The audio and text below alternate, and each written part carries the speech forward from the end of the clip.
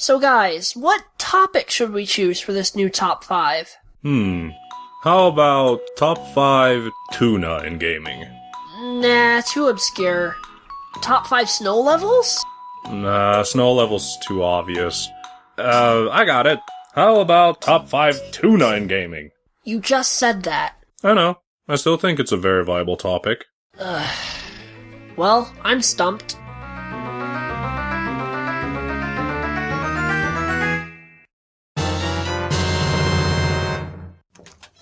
I've got it, guys. Top 5 trees in gaming. What do you think? That's stupid! Let's do it! Wait, what?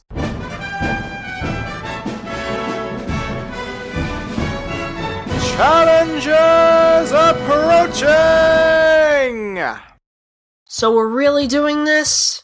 Well, the holidays have ended, which means it's time to throw out the giant tree that's been sitting in the living room for the past month. And because we're obsessed gamers, that got us, or rather, me, thinking about trees in video games.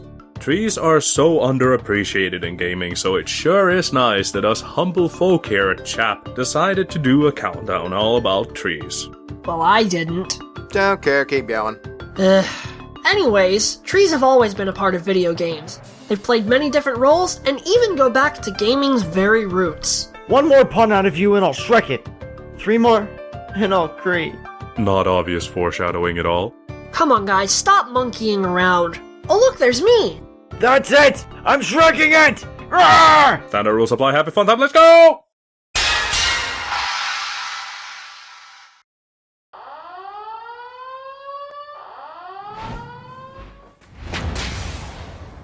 So I'm welcomed in the chaps after my intro, or so to speak of it.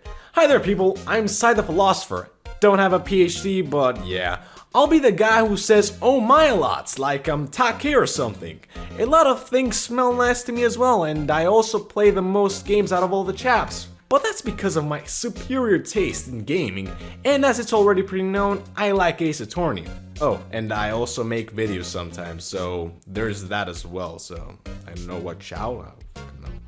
There is this fact that medieval open world games have a lot of animals and plants and, well, things. But most important things for now are the trees. And if we pick, say, a random medieval open world game from my library like, say, Skyrim, we will sure see a lot of trees. Oh my, that sure is a lot of trees.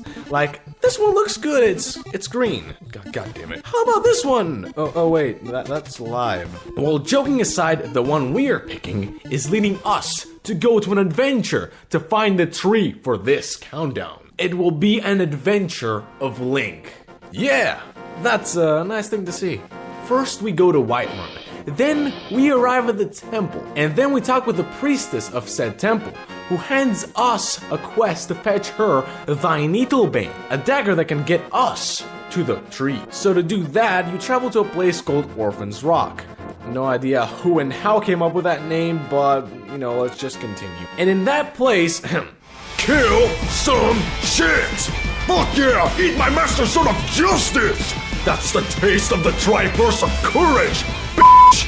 Oh shit, it's a witch! Get over here, you shitlord oppressor! Here, have my shekels! Then we take Thine from her hands, and we go back to the Whiterun Temple of Kinrith to hand Thine to the priestess. That I just forgot the name of. She shows us where the tree is, and then, well, we go in the Elder Gleam tree cave. Cavern? No. Sanctuary.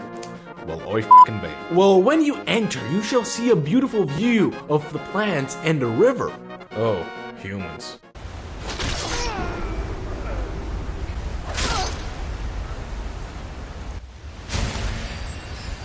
Continuing, we go through the path that leads us to the giant intimidating roots that we cross by using Thine that has been given to us. And then we see with our eyes the number 5 spot, the Elder Gleam tree, with its colorful looking petals and with the surrounding colors. And to continue the quest, you need to get the Elder Gleam sap, which will help the priestess to help the people heal from pain and other diseases. Well, first it will cause Spirgans to appear and you have to fight him. Get out of the sanctuary, go to Whiterun's temple, and save the people from the pain! Now, back to the Elder Gleam tree itself, it is old as fuck, and it has an offspring in Whiterun called Gleam tree, and it was used for medicine and stuff, I guess. No adventure though. Fuck that tree. It's shit. So yeah, Skyrim has a really nice tree and I love it. It looks good. I think it should be number 1 because it's beautiful, it smells nice, and I like it. And so should you if you want to be acceptable. Yeah, it's a nice tree, come on. There seems to be a Pokémon for everything. Cats, birds, fish, magnets, ice cream, keys, the list goes on. Trees are no exception, as ever since Pokémon Gold and Silver, we've had the sturdy, road-blocking Sudowoodo. Except it's not actually a tree, it only pretends to be one. Just look at its name, Pseudo-Wood. So instead, the number 4 spot goes to... What is that thing? It looks like Cyclops if he were made out of wood. Meet Trevenant, the Elder Tree Pokémon, and the evolved form of Phantump. Trevenant resides deep within the forests of the Kalos region. Its roots act as a nervous system which somehow allows this Pokémon to control the other trees of the forest at will. If a person harms the forest, Trevenant will trap them and never let them escape.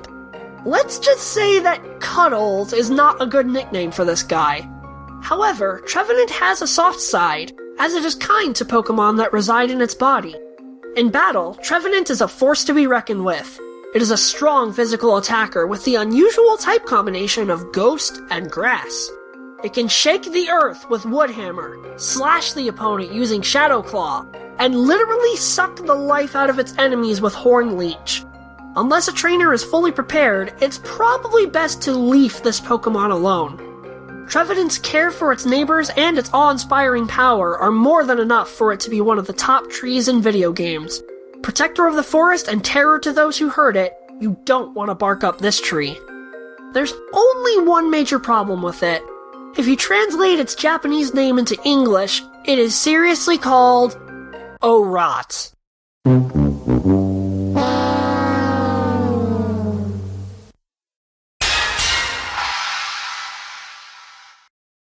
Hello, I'm Rider of Lightning, and next to me is our number 3 pick for top trees in gaming.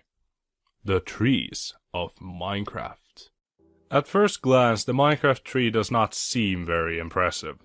It just kinda sits there all day, all night, living in terror of getting chopped down one day. And why focus on trees in a game where you can do so much other cool stuff? Like build a mansion, made out of wood. Or mine for minerals, with a pickaxe of wood. Or make a sweet looking checker pattern floor out of wood. You probably figured out what I'm getting at. Wood is used as building blocks in almost everything Minecraft. So once you're done collecting your log by punching the tree with your bare hand into tinier blocks, while the tree casually defies gravity, you can start to craft. You can make so few useful things with your own 2 square hands, but Minecraft uses another block to solve the problem. The workbench. It's also made out of wood. Here you make ladders, bowls, doors, weapons, tools, half steps, stairs, etc. from, you guessed it, wood. Wood is pixelicious. That's not a word. No matter how hard you try, you cannot play proper Minecraft without wood. Even this diamond pickaxe needs a wooden handle, and these torches need an stand? What the hell is this stick called? I have no idea. They are also really nice to look at and make the landscape way more interesting. With all shapes and sizes, they turn boring plains into seas of leaves. If it wasn't for the green gold of Minecraft, we wouldn't be able to play such a fun game with our friends and create memories that will last a lifetime. So I thank you, Tree. On behalf of all crafters, thank you.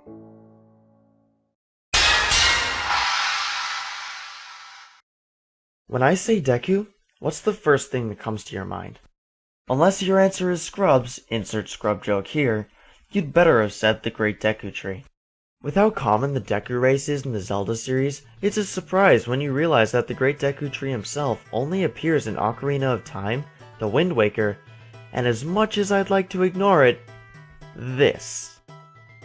While not the exact same tree, the Great Deku Tree has consistently been the wise father of the forest residents, be them the Kokoris or their evolved form, the Koroks, and not the oh-so-obvious Deku race. After all, who'd want to be the father of Scrubs? Put your hand down, Michael. You're driving me nuts. Deku nuts? Huh? No! Aw, don't be such a Deku stickler. Stop doing this to me! As he first appeared in Ocarina of Time, he sends Navi to summon the soon-to-be Hero of Time, not realizing the hell that he's just condemned the poor boy to. Hey, listen! When Link is brought to him, the Great Deku Tree bequeaths the child his destiny, and requests that he break the curse set upon him by destroying the spider within. Dude, you just told an untrained 10-year-old that he's going to slay a giant pig demon in 7 years, and now you want him to kill a spider 3 times his size. Excuse me while I piss myself, senile old man. Well, you might be senile, but you're right. Rest in peace. Now, let's fast forward to the Wind Waker, the Great Deku Tree. Look at him! He's even got a wooden tooth. Sorry, the Great Deku Tree is found in the Forest Haven, living in literal harmony with the Koroks. But this year, they fell short-handed for their annual music recital. Poor little Makar had fallen into the Forbidden Woods. And naturally, it's the job of our underaged hero to save him. But fear not, as the Great Deku Tree will assist you! With a leaf. I mean, that worked too, but come on!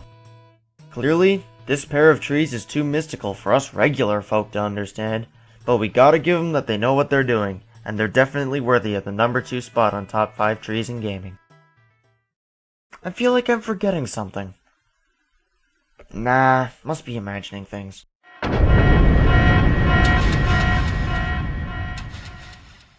And finally, the exciting moment you've all been waiting for. The number 1 tree in all of gaming is... An apple tree? God damn it, that's Whispy Woods! And what makes him so different from any other ordinary apple tree? Well, he certainly blows. God, this is boring! Epic montage, go!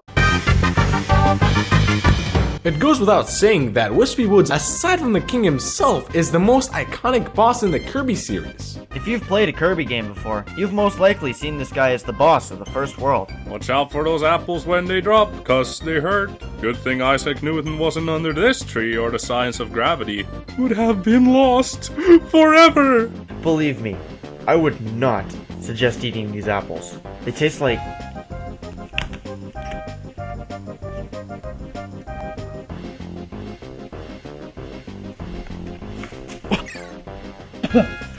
wood. Kirby makes good use of them, though. He sucks them up and spits them out at Whispy to defeat him. You can't help but feel bad for the guy when you beat him with his own apples. He's just a tree protecting his forest. No, he's a bad guy, and cool kids laugh when bad guys cry. Ha! It thinks it has feelings. What a joke. Well, he kinda does, guys. I mean, he's got kids. Yeah, sure he does. But most importantly, he doesn't only have kids, but he has a variety of designs as well. Oh my god, he's made of flowers! I love him. That's Flowery Woods, Lotus. Totally different. Don't care, I'm keeping it. I will call you Lotus Jr. Yes, I will. Yes, I will. Another good one is Whispy from Epic Yarn. Yes, he is back in Yarn and, he gets yarn bombed. I honestly just cry every time. Come on. I don't. There ain't nothing natural about that thing. I'ma stick with Lotus Jr. over here. And don't forget Whispy's appearance in Amazing Mirror. King Golem. Okay, that's just a fort. In any part of the real world, that wouldn't count. Kill it with fire! I haven't played a lot of Kirby games, buddy. It does this thing in Smash. Emil, do you think about anything other than Smash these days? Sorry, could you repeat that? I'm too busy playing Smash.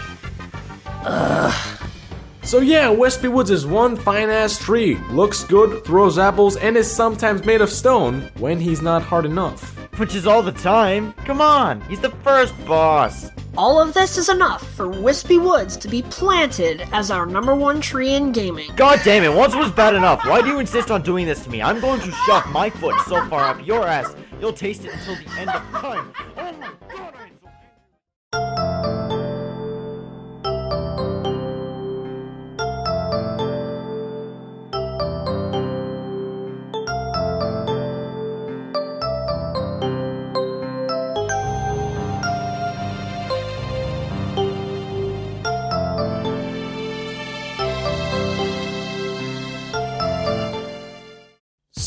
this is the end of the video, and well, I guess I'm welcomed in here.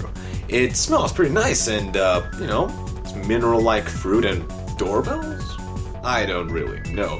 But you can check my video and, well, in random-ass annotation that will take you to my top 15 SNES platformers, which, I guess it's, probably won't even finish it, but, Or you can watch the last Chaps Countdown, which is, in my opinion, just a better choice and, more majestic. And it includes every other Sandy chap that wasn't included in this countdown. So yeah, check it out. You can also check Ren's review of some Dewey game with Moomba Troopa, a YouTuber. She's cool.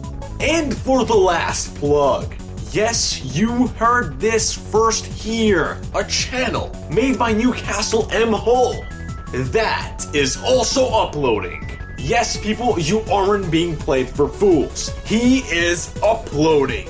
You don't believe me? Knew it, you majestic bastards. Yes, you know who you are, coming from Will's plug and watching our videos, while we at Chaps thank him for shilling for us completely. He still thinks Mass Effect 2 is a good sequel. Anyway, I got nothing else to say, so I guess